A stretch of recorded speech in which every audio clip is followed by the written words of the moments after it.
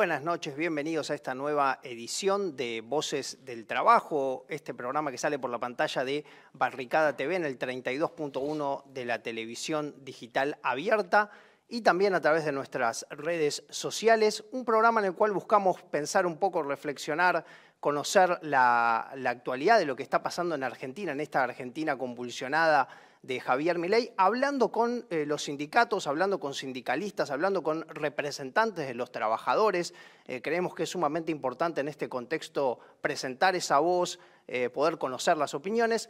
Y bueno, en el día de hoy la verdad que tenemos un programa muy bueno porque están con nosotros dos sindicatos muy combativos. Estamos hablando por un lado de Mara Rivera, ella es la compañera secretaria técnica y de Relaciones Internacionales de la Asociación del Personal Superior de Empresas de Energía. Este es un sindicato que nuclea a trabajadores de empresas como por ejemplo Edenor, Edesur, para nombrar solamente algunas de las conocidas. También ella es integrante de Mujeres Sindicalistas de la Corriente Federal de Trabajadores y que es una de las corrientes, como decíamos, ¿no?, que forman parte también de la CGT, y actualmente también es directora de Políticas de Trabajo y Cuidados para la Igualdad del Ministerio de Mujeres en la provincia de Buenos Aires. Mara, se hizo larga la presentación, pero te saludo, ¿cómo estás? Hola, buenas noches, compañeros, ¿cómo andan? Gracias por la comunicación. Gracias a vos por estar allí. Y está en el piso Ezequiel Roldán, él es secretario general de, este también tiene un nombre largo, la Federación de Trabajadores del Complejo Industrial Oleaginoso, Desmotadores de Algodón y Afines de la República Argentina, más conocida como los trabajadores aceiteros, podríamos decir. ¿Cómo andas, Ezequiel? Todo bien, secretario gremial de la FED. Secretario gremial, perdón, tenés razón, sí, lo tengo anotado así y me lo comí.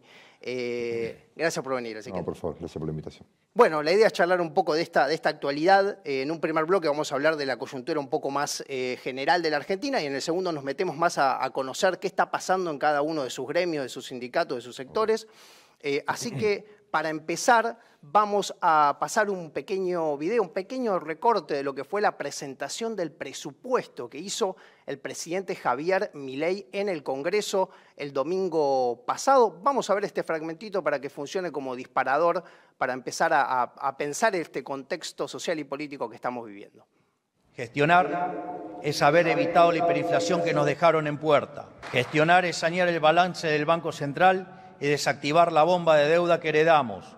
Gestionar es reducir el gasto público de la manera que lo hicimos, en el tiempo récord que lo hicimos, y sin haber abandonado a los sectores más vulnerables de la sociedad. Gestionar es haber aprobado la reforma legislativa más grande de los últimos 40 años con 37 diputados y 6 senadores. Motivo por el cual también agradezco mucho a aquellos que nos han acompañado en todas estas acciones de leyes. Gestionar es echar los 31.000 ñoquis que hemos echado en estos primeros 9 meses. Gestionar es eliminar los intermediarios que lucraban con la pobreza. Gestionar es haber eliminado los piquetes y llevar más de 4 meses sin corte de calle en el AMBA. Gestionar es remover las infinitas regulaciones que hay en todos los sectores de la economía para facilitarle la vida a los que emprenden y trabajan. Gestionar es recuperar la confianza del sector privado y que proyecten invertir más de 50.000 millones de dólares como ya han. Bueno, veíamos ahí entonces al presidente Javier Milei. Me interesa conocer la opinión de quienes nos acompañan hoy. Empiezo por preguntarte, Mara, si querés, estas palabras de Milei, ¿qué es lo que te generan? ¿Qué es lo que pensás? ¿Cómo estás evaluando este contexto que estamos viviendo? Bueno, en principio decir que las medidas de Javier Milei fueron muy claras desde el minuto que asumió.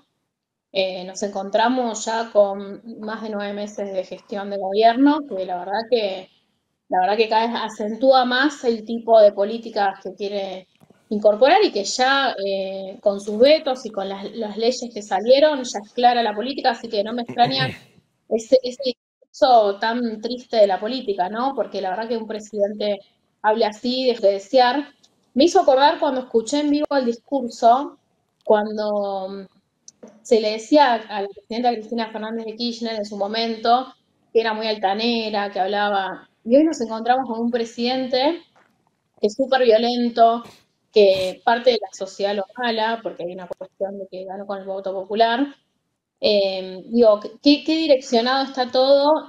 Y ahora sí tenemos un presidente altanero, violento, que sigue hablando del Estado y de los trabajadores como ñoquis. La verdad que nada, deja mucho que desear, me da mucha vergüenza tener un presidente con este discurso político y la forma en que se dirige al pueblo, ¿no? La verdad que yo creo que el pueblo en algún momento va a despertar y le va a contestar, porque hoy está todo como muy, eh, digo, no solo él, Adorno y todas las cosas que dice en todos los días, en las conferencias de prensa. La verdad que él es claro a dónde nos quiere conducir y bueno, yo creo que lo volvió a ratificar el domingo en la presentación del presupuesto. Bueno, Ezequiel, quería preguntarte a vos, ¿qué te parece? Sí, la verdad que, a ver, gestionar justamente para ellos es esto, ¿no? Coincido con la compañera recién, como decía, digamos, vos fíjate, en cada discurso tenemos mensaje de violencia. Como siempre decimos, ¿no? Violencia es que nuestros pibes no puedan comer, violencia es justamente lo que hace, vetar un aumento de 17.000 pesos a los jubilados, que significa 1 kilo de carne, 1,5 kilos de carne, o 2 kilos de carne. Esa es la violencia y esa es la política que este gobierno está implementando, ¿no?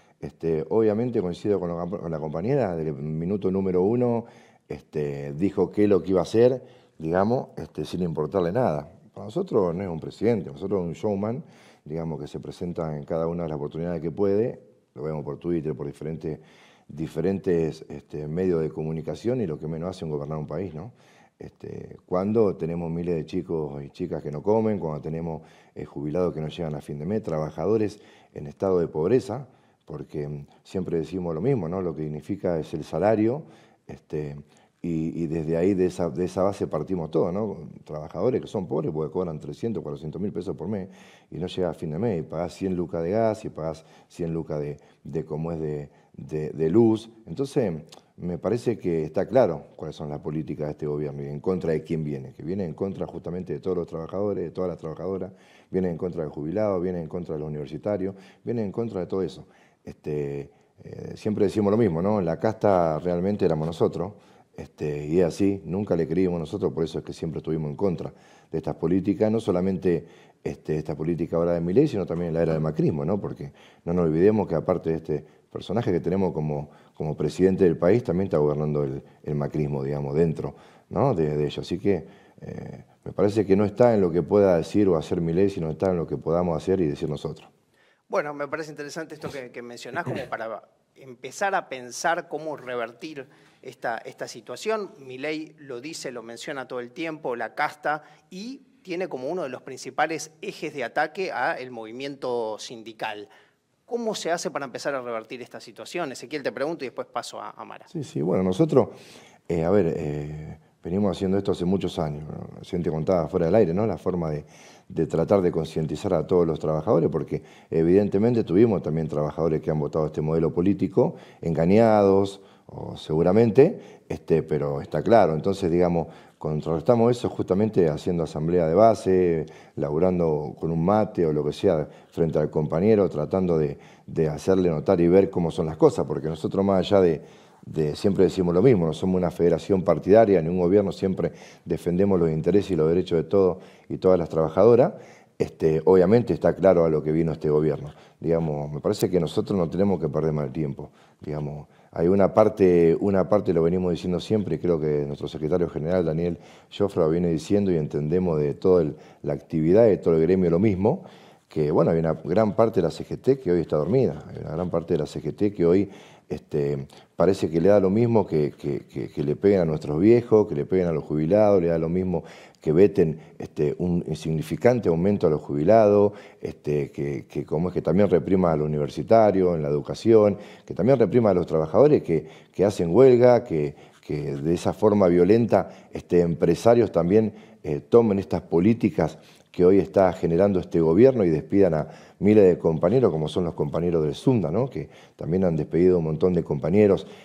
Ahí esa es la política violenta que ellos hoy plantean. Desde nosotros me parece que tenemos que poner los pantalones, como quien dice, lo hemos hecho siempre, ¿no? De gremio nuestro de aceiteros, salir a la calle, pelear hemos parado la actividad totalmente cuando se sesionó la ley base, ¿no? Tanto en senadores como en diputados, hemos parado toda la actividad, no muchos gremios lo hicieron. No sé qué más tiene que pasar, me parece, para que un poco esa parte de la CGT se despierte. Es lo que está pidiendo gran parte de los trabajadores, gran parte del pueblo argentino. Algo nos tiene que pasar por acá, ¿no? Cuando le pegan a un jubilado, nuestros viejos, no llegan a fin de mes. Como te digo, hay más del 60% de pobres en nuestro país, cayó la industria, cayó el consumo.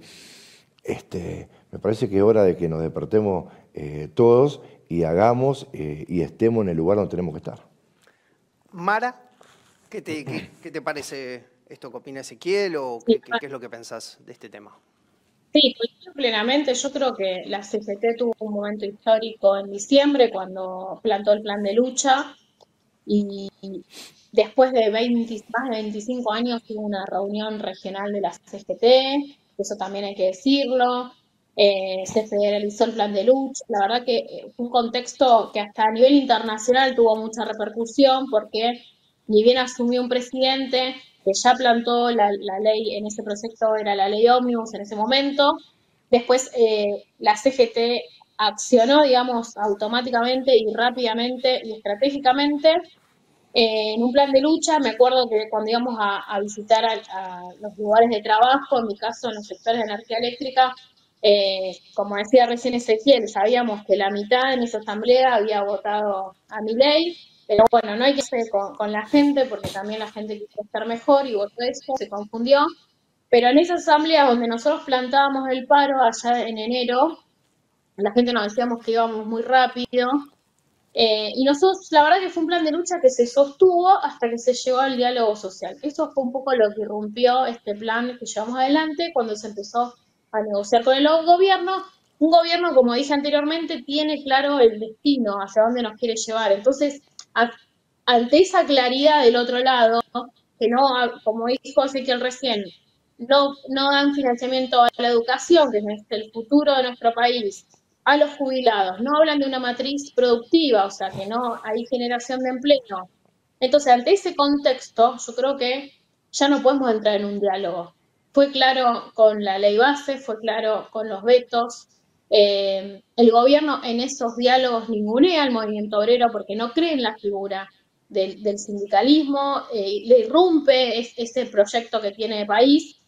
Entonces, me parece que estamos en un contexto donde retrocedimos unos pasos y que también hoy tenemos muchos desocupados, porque también pasa eso cuando plantamos un paro. Hay muchos desocupados y la gente que tiene trabajo formal le cuesta una medida de fuerza porque sabe que se puede quedar sin laburo. Entonces, estamos en un contexto muy difícil donde creo que el movimiento obrero, y lo digo como consejo directivo de la CGT, tenemos que empezar a tomar más fuerte las riendas, esas riendas que tomamos en diciembre y que plantamos un plan de lucha. Yo creo que hay que retomar eso, porque la verdad que ya no hay nada que discutir ni dialogar. Bueno, hoy conocíamos la información de que, por ejemplo, la CTA va en camino a una unificación después de 15 años.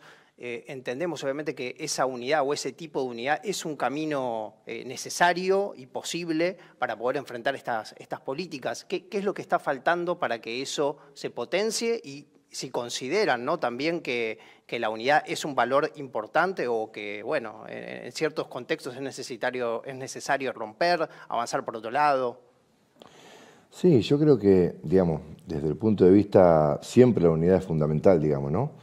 Me parece, nosotros celebramos, digamos, la unidad de la CTA, y además me parece que más allá de cualquier color o lo que sea, estamos en un momento, como bien lo decía la compañera recién, en el cual tenemos que justamente unirnos, unificarnos en todo, digamos, y salir con un plan de lucha, digamos, lo que está faltando. Y bueno, yo creo que decisión también política, decisión, digamos, de algunos. Yo siempre nombro lo mismo, digamos, tenemos una parte de la CGT combativa, a la cual nosotros también pertenecemos, la Frente Sindical, ¿no?, que lidera Pablo Moyano y demás, más allá de estar en la CGT.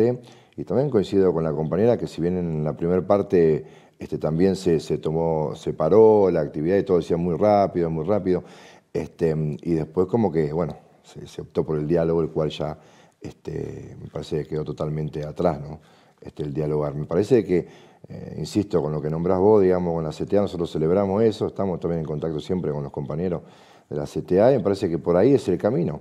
Es el camino de unirnos y de salir con un plan de lucha fuerte. Digamos, nosotros somos responsables no solamente de los trabajadores que tenemos a cargo, ¿no? De la familia de todos los trabajadores como actividad, sino también como digamos, argentino, ¿no? Como argentina, defender la soberanía de nuestro país, defender nuestro país. Me parece que tenemos que tener ese sentido de pertenencia un poco de nuestro país, defenderlo. Más allá de cualquier gremio que podamos representar o los compañeros. Me parece que va por ese lado. Ojalá que esto continúe y ojalá que otros sectores en los cuales quizás a veces no nos distraemos o le damos cabida a pequeñas cosas las cuales no nos llevan a nada, y en definitiva creo que el camino es ese, unirnos más allá del pensamiento, digamos. A ver, nuestro pensamiento siempre ha sido defender los derechos de los trabajadores, defender los intereses de los trabajadores, los intereses de nuestros viejos, los intereses de nuestros hijos, la educación como eje fundamental, digamos, en nuestro país, porque si no tenemos educación no tenemos nada, y coincidimos en todo eso. Bueno, justamente juntar en todo lo que coincidimos, que seguramente van a ser muchas más cosas en las que coincidimos que las que no, y obviamente llamar un plan de lucha directo y ir justamente a conseguir lo que necesitamos. Ahora, ¿qué te parece esto? Sí, a ver, nosotros ya lo vivimos en la época del macrismo, que hubo unidad de concepción y acción también, lo hicimos las mujeres sindicalistas cuando unimos a todo el arco del movimiento obrero, hicimos dar el primer paro al macrismo. La incorporación de la UTEP me parece también recontra necesaria en este escenario, que la verdad es que yo siempre digo, la unidad viene en los momentos críticos, creo que se tienen que gestar de mucho antes, porque es como que parece que nos amontonamos todos y salimos a dar batalla, pero me parece indispensable la unidad. Hoy, ante el escenario que nos encontramos, no podemos pensar en otra cosa que no sea de concepción y acción, y cuando digo acción es esta cuestión de tener un plan entre el movimiento obrero. Hoy se están juntando la CTA. Yo creo que hay que fortalecer muchísimo a la CGT, muchísimo. Nosotros también venimos de la Corriente Federal de Trabajadores, trabajamos en conjunto con el Frente Sindical, lo hicimos allá con el FRESIMOA en la época del macrismo. Digamos, se puede dar batalla, hubo un montón de ejemplos que se dieron hace un par de años, que también lo vimos las mujeres sindicalistas, y creo que hay que sumar a todos. Nosotros, me acuerdo, las mujeres sindicalistas que hoy se sigue marchando en unidad los 8 de marzo y en todas las marchas que hay, sumamos a la UTEP y al sector cooperativista. La verdad es que me parece que son sectores fundamentales que tenemos que dar batalla, porque hoy los frentes nos apuntan a lo que es el movimiento obrero, que es los derechos laborales y sociales. Entonces, creo que no hay que mucho, el que tengo al lado es el que me va a abrazar para salir a la lucha. Bueno, algo me mencionabas, Ezequiel, en la previa cuando hablábamos de algunas bases sobre las cuales ustedes impulsan su actividad sindical y actividad gremial. Me hablabas del salario mínimo vital y móvil como una lucha muy importante. Te pregunto esto y les pregunto esto en base a, bueno, ¿sobre qué pilares se tiene que construir esta unidad del movimiento obrero? Sí, a ver, nosotros, como te lo decía recién, digamos, ¿no? El salario me parece que es fundamental, es parte fundamental de la vida cotidiana de todos los trabajadores. A ver, también la generación de empleo, digamos, porque bien, como lo decíamos recién, nosotros hablamos desde un punto de vista donde, digamos, venimos discutiendo hace años el salario mínimo vital y móvil, que establece, ¿no?, que cubra las 9 necesidades que habla la Ley de Contrato de Trabajo y el 14bis y la Constitución Nacional, pero también a esto hay muchas trabajadoras que no tienen, o sea, en la sociedad, digo, mucha gente que no tiene laburo. Entonces, digamos, desde ahí me parece parte fundamental. Y ahora, como bien te decía recién antes de la previa, ¿no? En la previa te decía de que nosotros, nuestra bandera fundamental desde la Federación, una de las banderas que tenemos es justamente el salario mínimo vital y móvil, ¿no?, que cubra esas 9 necesidades. Desde ahí discutimos el salario en nuestra actividad. Y muchos dicen, bueno, pero la actividad aceitera la puede pagar, o sea, en realidad ellos como que nos quieren aislar un poco. Y la verdad es que hay que dar la discusión. O sea, tenés que sentarte y dar la discusión si de verdad se puede pagar. Yo creo que todo en la actividad se puede pagar. Mirá, para que vos tengas una idea, te doy un dato preciso, digamos, de nuestra actividad. Lo que cuesta el salario, pagar un salario aceitero en nuestra actividad de la facturación, ¿no? De la facturación de las empresas, es aproximadamente en porcentaje un 1,5%. O sea, de la masa salarial de todos los trabajadores aceiteros, sí, solamente representa el 1,5% del total de las ganancias del sector. Exactamente, el 1,5%. Entonces decimos, ¿cuál es la discusión? Bueno, si realmente peleamos un salario mínimo vital y móvil, ¿cuál es el salario que hoy necesita un trabajador para vivir dentro de nuestro país que realmente dignifique, ¿no? Bueno, nosotros hoy, como te lo decía recién, bueno, hemos acordado una paritaria, ¿no? Ese salario ha marcado 1.562.000 pesos en bolsillo en la primera categoría de todos los trabajadores. Entonces, ¿vos cómo das la discusión? Te sentás frente a la empresa, bueno, a ver, veamos los balances, mostremos los balances. ¿Cuáles son las ganancias de cada empresa? ¿Cuáles son? Discutamos. La verdad que nosotros, por decirte hoy, no conocemos un balance aceitero. Capaz que si lo muestran, tenemos que ganar un poquito más. Pero hasta el día de hoy no lo conocemos. Entonces, digamos, desde ese punto de vista es la discusión. Bueno, que realmente solamente para los aceiteros el salario mínimo vital y móvil, no. Es para toda la clase trabajadora. El tema de la discusión. ¿Qué estamos dispuestos a hacer si realmente no nos dan el salario que pedimos? ¿Estamos dispuestos a ejercer el derecho a huelga? ¿Estamos dispuestos a hacerlo o cómo lo pedimos? Nuestra herramienta legal que hoy tenemos. Y nosotros desde ese punto de vista lo hemos peleado siempre y usamos nuestra herramienta legal que tenemos hasta ahora, ¿no? Como es el derecho a huelga, y desde ahí conseguimos lo que conseguimos. Es una de las banderas que tenemos del salario mínimo vital y móvil, ¿no? Estamos laburando también muy fuerte en lo que es género también dentro de nuestra actividad. Vos sabés que la actividad aceitera es muy machista, entre comillas. Bueno, estamos exigiendo un poco a las empresas que tomen más compañeras, que también puedan hacer el laburo tranquilamente. Tenemos una compañera de Rosario que es mecánica. Por cierto, está laburando Karina, la compañera Karina está laburando mucho en género. Y hace lo mismo, puede hacer tranquilamente una compañera, lo mismo que hace un compañero dentro de la fábrica. Eso del machismo, ¿viste? Decir, no, porque la mujer, porque esto o el otro, estamos rompiendo con eso también en nuestra actividad, como también estamos laburando mucho en lo que es seguridad y salud dentro de planta, para que no se nos muera más un compañero dentro de planta, en lo que sea. Entonces hay mucha bandera a la cual tenemos que levantar, y me parece que no es solamente de aceitero, lo puede hacer cualquier gremio que esté dispuesto a pelearlo, y que obviamente entendemos que las empresas no te van a decir, bueno, sí, o vienen contentas, por más que sea el 1,5%, como te lo digo, no están contentas, decirte, bueno, tomá, porque ellos, mientras más puedan ganar, y mientras menos puedan, porque en realidad no pierden, pero digo, le sacás un poquito de esa ganancia y... Ya está, se ponen como locos.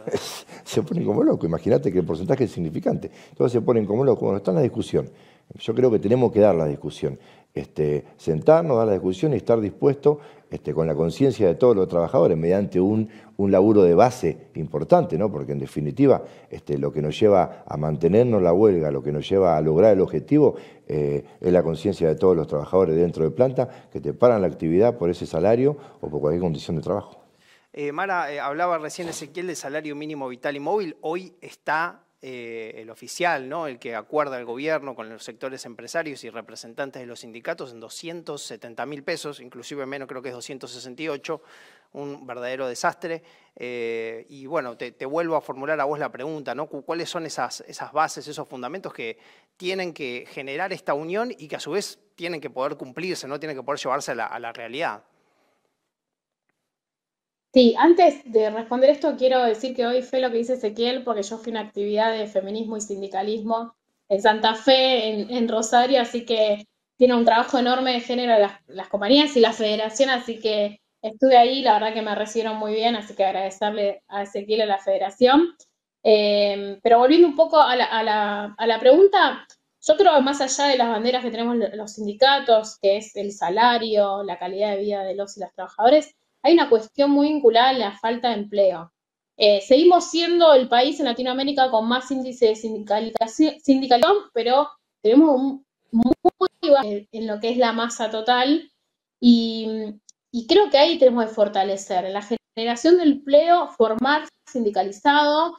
Creo que podemos construir, cuando hablamos de calidad de vida, a través de las organizaciones sindicales esa respuesta, y yo creo que esa es una bandera que hoy necesitamos.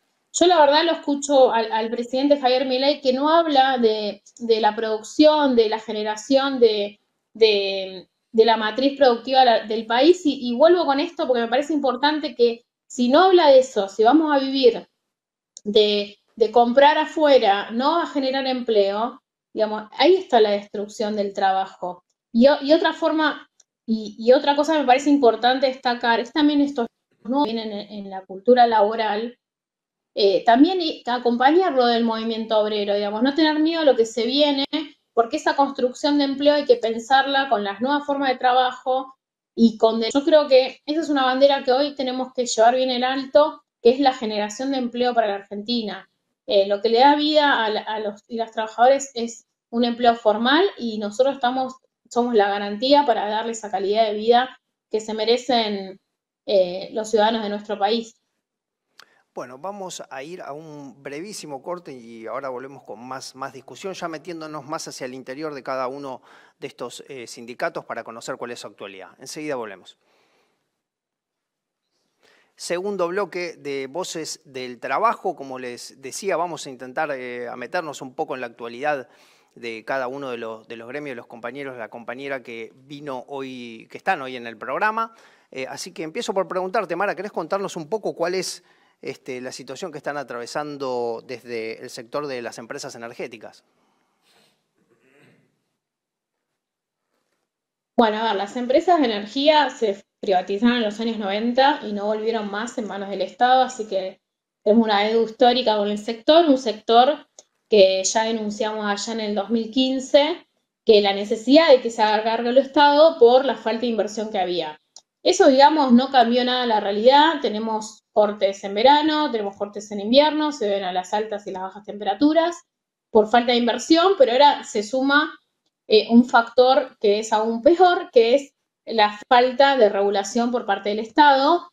En la última ley bases unifica el ente del gas y de la luz, el Energas y el ENRE.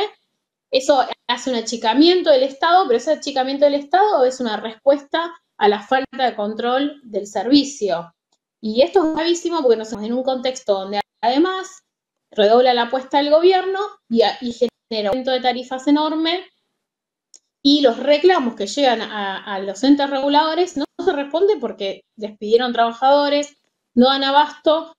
El mismo gobierno tiene como una cuestión con el rol del trabajador del Estado, entonces ese achicamiento y más un ente que ahora actúa como administrativo, o sea, que puede controlar, así que hoy nos encontramos, la verdad, en el medio de un desierto con altas tarifas y tratando de que no haga tanto calor en verano, aunque ya le pasó al macrismo, que cuando baja la producción, baja el consumo, entonces ellos aducen que mejora la calidad del servicio desde el gobierno, pero en realidad es que no hay consumo, entonces no se genera y hay menos cortes porque no hay consumos en las grandes industrias y en las medianas industrias. Entonces acá nos encontramos, que creo que es importante resaltar, el rol del Estado hoy muy ausente en estos entes reguladores y unificados, o sea que no hay una política por parte del Estado, la única política es aumentar las tarifas, que con la quita de subsidio no estamos solucionando nada, de hecho está demostrado, pero el gobierno lo que hizo es eliminar directamente el subsidio y no darle el aumento a las empresas que pedían, o sea, tienen las empresas enojadas ahora con el gobierno y a los usuarios con altas tarifas. Entonces nos encontramos, la verdad, en una situación muy complicada, porque la Secretaría de Energía ausente, tomando algunas determinaciones. La verdad que, como decíamos antes, la casta terminamos siendo el pueblo, porque los que pagan esos costos son la gente, los usuarios del servicio. Sé que quería preguntarte a vos también, bueno, como hablabas recién de lo que es el ejercicio del derecho a huelga, algo que ustedes vienen ejerciendo fuerte para lograr justamente una recomposición salarial. ¿Querés contarnos un poco cómo se dio esto en los últimos, estos 9 meses de gobierno de Milei? Sí, la verdad, voy a terminar contando lo de los 9 meses, pero bueno, venimos discutiendo ya hace 20 años ya de esta misma manera, ¿no? El salario mínimo vital y móvil como bandera, como te decía hace un rato, de nuestra federación. Nosotros en el año 2015 hemos hecho 25 días de huelga, en el 2020 hemos hecho justamente por salario 22 días de huelga. Y esta última paritaria, bueno, obviamente las empresas especulaban mucho quizás con que el gobierno le diera algún tipo de beneficio, obviamente siempre tomando de rehén a los trabajadores, ¿no? Porque nosotros obviamente hacemos huelga por el salario, pero digo, empresas queriendo una devolución quizás o una quita de retenciones, siempre algo más para ellos, ¿no?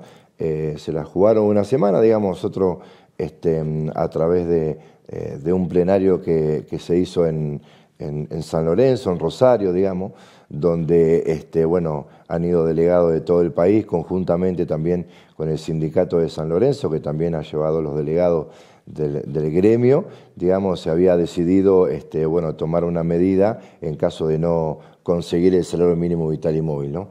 Que justamente ese salario, hablábamos, ¿no?, de 1.562.000 pesos, 550.000 era en ese momento, y bueno, justamente de tomar cualquier tipo de medida si no logramos. Bueno, pasó lo de la semana, las empresas dijeron que no lo iban a dar, se trabó la negociación, obviamente ofrecieron un porcentaje insignificante, digamos, lo que pedíamos que no cubría las necesidades de los trabajadores, fuimos a la huelga. Duró una semana, cuando no pasó nada de esto que te decía anteriormente, digamos, ¿no? Quita retención, o lo que sea, la empresa mete la conciliación obligatoria, las empresas, no la CIARA, la Cámara Industrial Aceitera, mete la conciliación obligatoria. Y ahí nos sentamos en la mesa a negociar. Bueno, después de muchos días, casi finalizando la conciliación, muchas horas dentro del Ministerio de la Secretaría, digamos, de Trabajo en Nación, logramos llegar a un acuerdo, ¿no?, que bueno, más o menos un 26%, el salario mínimo vital y móvil estaba en esta revisión, ¿no? Porque fue una revisión, digamos, en 1.240.000 y pasó a 1.562.000 pesos la categoría mínima, ¿no es cierto? Bueno, ahí pudimos, digamos, lograr el objetivo en la revisión, porque nosotros la paritaria la tenemos en diciembre, enero, y después fueron revisiones, obviamente por la inflación que había y por el momento del país que estamos viviendo, ¿no? La inflación verdadera, ¿no?, el 4%, eso que dicen que es una mentira porque el bolsillo del trabajador es otra, ¿no? Por eso, digamos, vemos, como recién decía la compañera, la baja de consumo en todo sentido, digamos.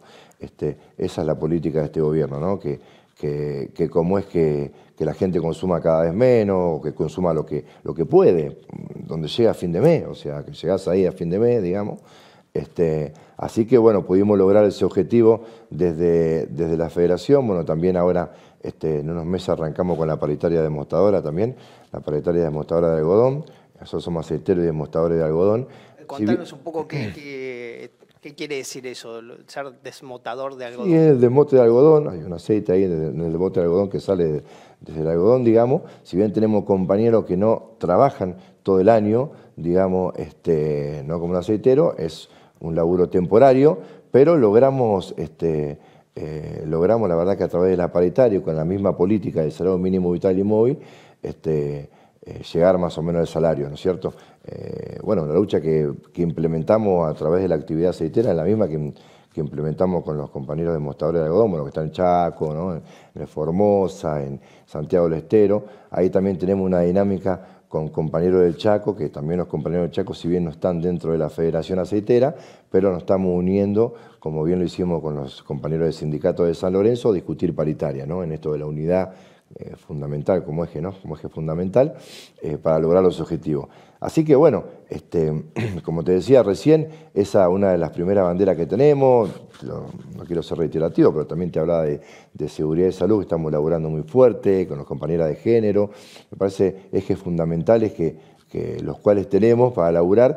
Y también no quería dejar de también comentarte que desde la Federación nosotros en el 2013 tuvimos una pelea importante, una lucha importante en contra de la burocracia sindical, ¿no es cierto?, dentro de la Federación Aceitera, donde, bueno, tuvimos compañeros heridos y todas esas cosas. A través de eso que vivimos y con el liderazgo de nuestro secretario general, Daniel Jofra, pudimos implementar la reforma de estatuto, algo fundamental, me parece, también para nuestra federación, donde habla que cualquier compañero de base, cualquier compañero trabajador que cumpla un año de antigüedad, pueda presentarse como candidato a autoridades nacionales, ¿no es cierto? Cualquier trabajador dentro de la actividad aceitera se pueda presentar como candidato, siendo un simple trabajador Entonces, laburamos mucho con respecto a eso de la democracia sindical, no solamente de palabras, sino también a los hechos, ¿no es cierto? Entonces, me parece una reforma de estatuto algo fundamental, ¿no es cierto?, para que justamente no se enquiste más dentro del sindicalismo, ni las burocracias, ni nada. Nosotros en el Sindicato Capital, yo soy el secretario adjunto, fui secretario general, pasamos con la misma política y la misma ideología, un mandato, después otro compañero, hoy hay otro compañero como secretario general, yo soy el adjunto, o sea, pero siempre manteniendo la misma política y también dando la oportunidad a los trabajadores de que puedan también participar, ¿no? Me parece algo importante esto de laburar de la democracia, pero de verdad, ¿no es cierto? Y ponerlo como eje fundamental para que, bueno, estas cosas que te decía, no se enquiste más una burocracia sindical o alguien que no sepa ni siquiera de la actividad. Yo laburé mucho tiempo en Nidera, en COF con Valentina Alsina, digamos, entré como operario de depósito, después hice inventario, después terminé como clerquista, ¿no?, autolavadorista, digamos, haciendo los cursos, digamos. Entonces me parece fundamental que hoy, digamos, nuestra federación, bueno, Daniel pertenece a Dreyfus, o sea, la mayoría de los compañeros, digamos, son trabajadores de base, trabajadores de fábrica, que realmente sabemos lo que es, digamos, ¿no?, lo que significa, digamos, nuestra actividad y sabemos lo que siente un laburante, y me parece eso fundamental, ¿no es cierto? Algo hablábamos en el bloque anterior sobre lo que tiene que ver con la agenda de género y quería preguntarte sobre eso, Mara, cómo está haciendo llevar adelante, ¿no?, esa agenda en este contexto, bueno, de las políticas de Milei y de los discursos antiderechos que escuchamos a diario casi. Sí, me acuerdo lo primero que dijo en campaña, que iba a eliminar el Ministerio de Mujeres, así que fue recontra claro. Eliminó la línea 144, que era el único, digamos, eslabón que había dejado. Lo hizo después de que pasó medio desapercibido, pero el día que se votó la ley base, al otro día desmanteló la línea 144, es la línea gratuita que tienen las mujeres para llamar y denunciar un caso de violencia de género. Entonces, el único ministerio que queda activo es el Ministerio de Mujeres y Diversidad de la Provincia de Buenos Aires, donde conservó el gobernador la línea 144, pero creo que hay una cuestión que tenemos claro las mujeres sindicalistas, es no claudicar la agenda que tenemos, porque siempre pasa que nunca es momento para poner esa agenda. Se venía trabajando una agenda sobre las políticas de cuidado y las licencias, eso pasó en la última parte del gobierno anterior, así que vamos a seguir levantando esas banderas. Nosotros nos seguimos encontrando, la unidad nunca, que gestamos en el 2015 y donde le hicimos el primer para Macri, nunca dejó de existir, así periódicamente nos juntamos, seguimos poniendo en agenda como podemos y la verdad, siguiendo refiriendo a que lo que viene a traer Milei no solo es eliminar los derechos de los y las trabajadores, sino los derechos como persona, porque la verdad que no creer en las políticas de género es mirar por otro lado sobre lo que pasa en la violencia, y lo mostró en el caso Logan. O sea, hubo muchos casos donde las mujeres y los niños se ven afectados y hay un desconocimiento y muestra ese desconocimiento a propósito, como desprestigiando esas luchas que hubo de mujeres hace millones de años. No somos las únicas que emprendimos una lucha, sino hay mujeres atrás nuestro que también llevaron esas banderas. Me parece importante no dejar de lado la agenda y seguir levantando esas banderas. Así todo en este contexto hay que seguirlo haciendo. Me resultaba interesante consultarles también, siendo que sus dos gremios tienen una tarea muy importante en lo que es dos lugares, dos sectores muy claves de las políticas del país, pensando en el concepto de, perdón, en el concepto de soberanía nacional. Bueno, ustedes, Ezequiel, en el sector agroexportador, como un lugar realmente muy importante en esto, en lograr generar divisas para el país. Mara, vos en el sector energético. ¿Qué impacto tiene el retraimiento, ¿no?, del Estado de estos sectores? Y la verdad que, a ver, nosotros siempre lo decimos, ¿no? Somos una de las actividades que maneja gran parte de la economía del país, ¿no es cierto? Me parece actividades fundamentales, ¿no? Actividades tanto como la energía, como nuestra actividad, ¿no es cierto? Siempre decimos, hacemos algún chiste, no decimos si nos juntáramos 5 o 6 gremios y y como ejerceríamos el derecho a huelga, lo que sea, paramos el país directamente. Es algo a futuro que estaría bueno repensarlo. Pero bueno, me parece que son actividades fundamentales las que tenemos nosotros. Por eso, digamos, lo tomamos con tal responsabilidad, ¿no? Desde nuestro gremio y demás, digamos, son actividades fundamentales. Estaría bueno en algún momento, como bien te decía, ¿no? Digamos, como eje fundamental, digamos, unirnos para hacer cualquier cuestión, digamos, ¿no? Que tengamos que hacer con respecto a la lucha y demás.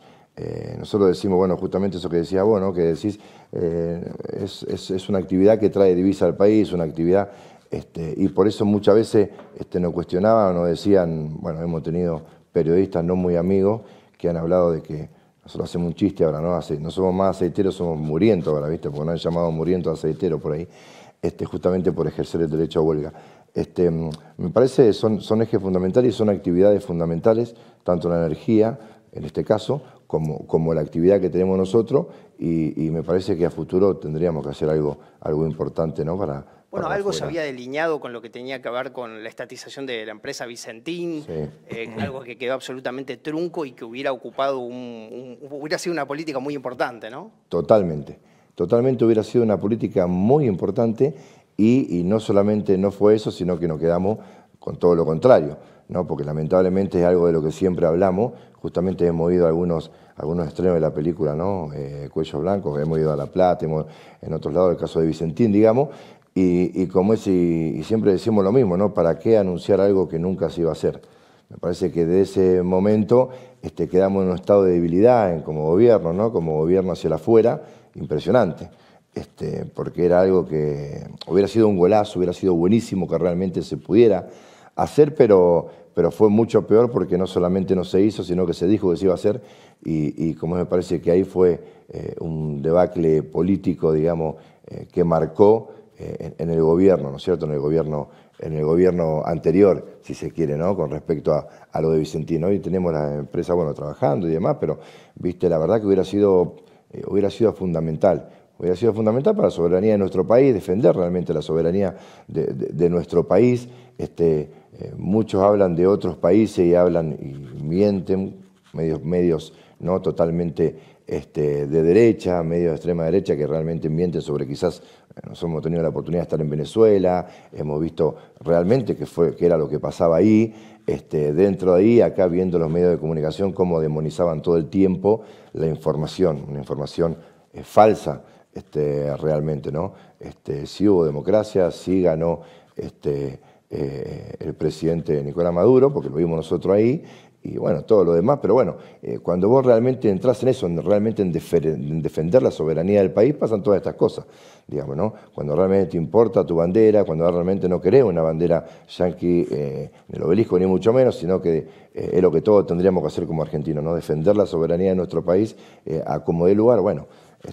Cuando realmente se intenta hacer esto, pasa. Por eso tenemos que estar dispuestos, digamos, a dar la pelea. Tenemos que estar dispuestos y saber a qué nos enfrentamos, ¿no es cierto? De decirlo y bueno, y bancarlo. Entonces, a mí me parecería fundamental, hubiera sido fundamental también la extradición de Vicentín, pero bueno, lamentablemente no se logró. ¿Qué pensás, Mara, respecto de este tema? Sí, yo coincido con Ezequiel, nos cae un rumbo político de lo de Vicentín. Nada, en una unidad que se gestó políticamente para ganarle al gobierno de Macri, salimos a hablar, salimos porque militamos todos del gobierno, salimos a hablar de Vicentín y la verdad haberse tirado para atrás nos atrasó muchísimo y ahí empezó como a generar un quiebre porque las decisiones se toman y se generan y se ejecutan, o sea, nos retrocedió y hablando un poco de soberanía, nos cuesta un poco pensar en este escenario. Nosotros hace menos de un mes, hicimos el primer congreso para el desarrollo energético y queríamos hablar de soberanía, pero en este contexto, hablando de presente y futuro de la energía eléctrica, nos cuesta mucho pensar de ese modo.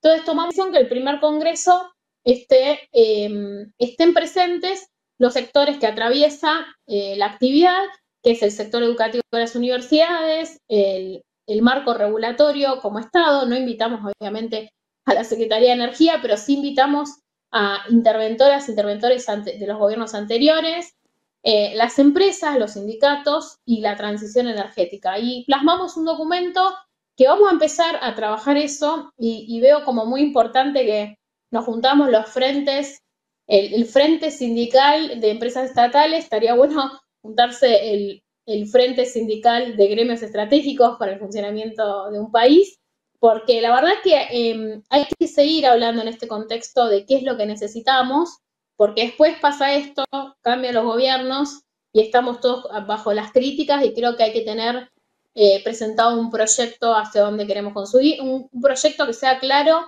contundente y que no nos hagan lo que nos hicieron con Vicentín, porque la verdad yo lo decía antes, las empresas de energía, si bien en la época de Néstor y Cristina se lograron reestatizar un montón de empresas, pero no nos dio el tiempo porque quedamos las empresas colgadas. Yo sé que se hicieron un montón de cosas, pero quedamos colgadas y tiene un rol estratégico en el país, la energía eléctrica.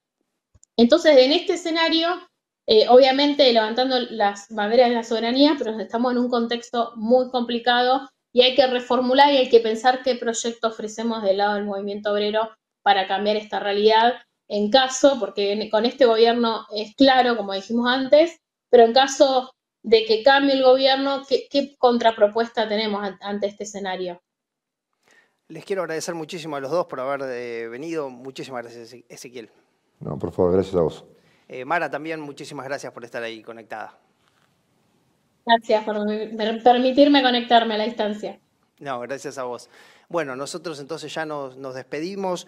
Antes vamos a pasar el informativo de la Confederación Latinoamericana de Trabajadores Estatales, CLATE, que nos trae la información de todo el continente con noticias realmente muy interesantes. Así que los dejamos con este informe y nos vemos como siempre dentro de 15 días. Muchas gracias por estar ahí.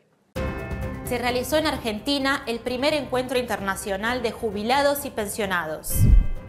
Estatales mexicanos analizan la llegada de Claudia Sheinbaum a la presidencia del país.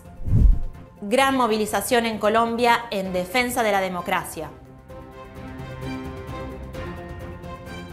Bienvenidos y bienvenidas a esta nueva edición de Clatevisión en Voces del Trabajo, el resumen quincenal de noticias de las trabajadoras y los trabajadores del sector público de Latinoamérica y del Caribe. Vamos a nuestra primera noticia. Del 18 al 21 de septiembre se llevó a cabo en Buenos Aires el primer encuentro internacional de jubilados y pensionados organizado por la CLATE junto al Centro de Jubilados de la Asociación Trabajadores del Estado de Argentina. Participaron representantes de distintos países de la región quienes debatieron e intercambiaron experiencias sobre los distintos sistemas previsionales del continente. Veamos. Hemos resuelto que vamos a convocar a toda la sociedad a incorporarse a esta organización, porque con los jubilados solos no alcanza. Nosotros necesitamos hoy, más con la situación que estamos viviendo en nuestro país, que los activos de todos los sectores se unan a nosotros en esta lucha. Porque aparte de esta lucha que nosotros llevamos, y así lo hemos definido, es una lucha en el presente para nosotros, pero en el futuro para todos los que se van a jubilar. Que agradecemos fundamentalmente a Julio Fuentes por haber pensado en que la unidad en la lucha es necesario y por eso pudimos hacer este encuentro. Todos los países estamos pasando situaciones complejas, difíciles, algunas de resistir a sistemas privados o sistemas mixtos y otras de defender los sistemas de reparto y el financiamiento de esos sistemas. La propuesta de constituir comités mixtos, es decir, espacios donde representantes sindicales, representantes de las organizaciones sindicales, políticas, representantes de los poderes legislativos de todos nuestros estados, junto con los centros de jubilados, estudiantes, fuerzas religiosas, todo aquel habitante de nuestro territorio que se sienta con ganas de defender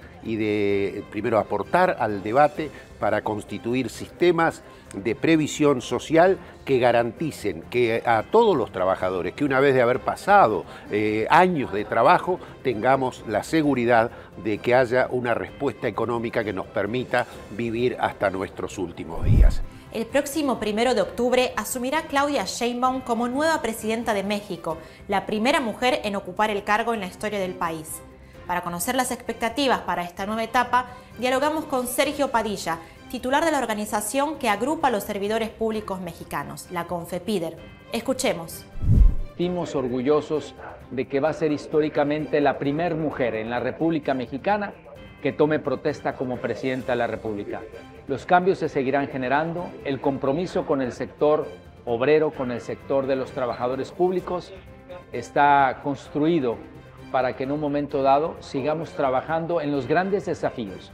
El sector de los servidores públicos en los grandes temas, el convenio 151 de la Organización Internacional del Trabajo tendrá que ser una de las metas importantes de este próximo gobierno para su ratificación. Jubilados y pensionados, en cuanto a su sistema pensionario, tendrá que ser una reivindicación de que las cuotas de los trabajadores se conserven y que podamos darles mejores posicionamientos para que puedan ser jubilados y pensionados en una forma digna y que en un momento dado todos los trabajadores gocen de este derecho. Ante el intento de golpe de Estado denunciado por el presidente de Colombia, Gustavo Petro, organizaciones sociales y sindicales de ese país realizaron una gran asamblea popular en apoyo al mandatario y en defensa de sus reformas sociales. También se llevó a cabo el pasado 19 de septiembre una nueva movilización en defensa de la democracia y para denunciar los intentos de desestabilización contra el gobierno. Allí estuvo presente Percio Yola, titular de la organización que nuclea a los estatales colombianos, la UTRADEC, quien afirmó que la democracia en Colombia se encuentra amenazada e hizo un llamado a la unidad de todos los sectores sociales para defenderla. Ahora vamos con más noticias. La ANEF de Chile firmó un protocolo de acuerdo con el gobierno para avanzar en mejoras laborales en el sector público. Trabajadores municipales y provinciales del Ecuador denuncian persecución a dirigentes sindicales. Aquí termina este resumen de noticias. Nos vemos en 15 días en Clatevisión en Voces del Trabajo, un espacio donde podrán conocer los principales acontecimientos y reflexiones sobre el trabajo estatal en nuestro continente. Muchas gracias.